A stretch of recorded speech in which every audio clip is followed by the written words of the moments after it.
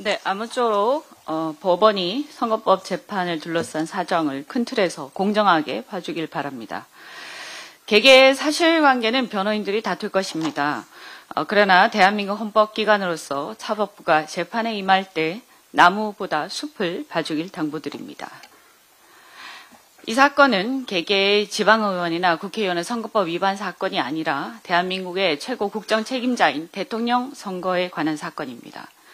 당사자의 피선거권 문제도 있지만 그를 지지하고 기대하는 절반의 국민들의 참정권과 선택권을 보장하는 문제도 있습니다.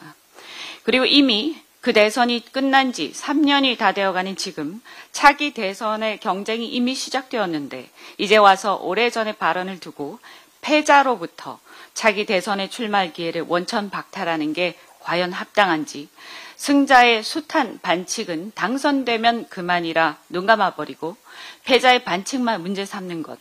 그래서 실은 사실상 무효였던 선거에서 패자의 몇 마디 발언을 두고 그 피선거권을 박탈하는 것은 저는 헌법상 평등원칙, 비례의 원칙, 과잉금지의 원칙 위반 그리고 참정권 침해란 생각을 합니다. 대선이란 게 국가의 헌법 수호자를 선출하는 선거이고 국민들에게 엄청난 영향을 미치는 사건인 만큼 개개의 행위에 대한 탁상적 평가보다 재판의 결과가 큰 틀에서 얼마나 헌법 정신에 부합하는가를 따지는 것이 선행되어야 한다고 생각합니다.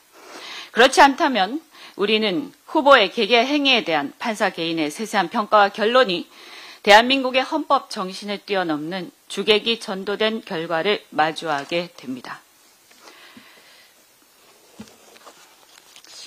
이 표를 좀 봐주시면 이게 과거 10년간의 주식시장의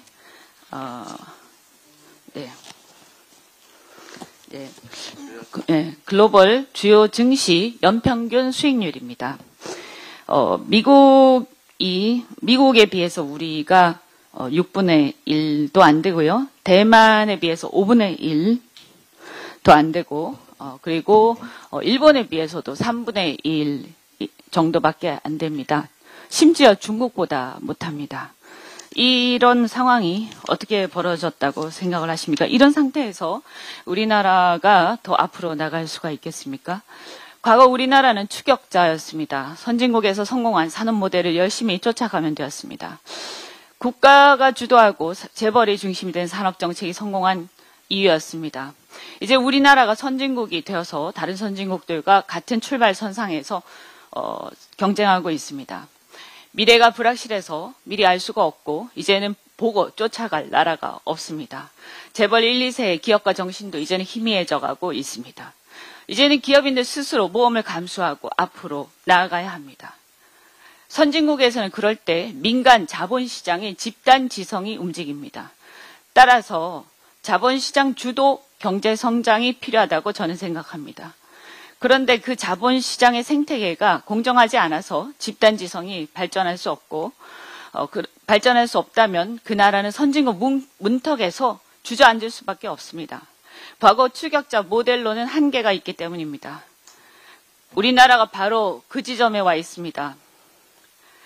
최근 문제가 되고 있는 LG엔솔, 이스페타시스, 두산 에너빌리티 이런 경우 언제든지 지배주주가 일반 주주 지분을 탈취해도 눈뜨고 당할 수밖에 없는 그런 시장에서 누가 투자를 하겠습니까? 중국에서조차 작년 말에 이런 이사의 주주에 대한 책임이 도입이 되었다고 합니다. 그런데 우리나라에는 없습니다.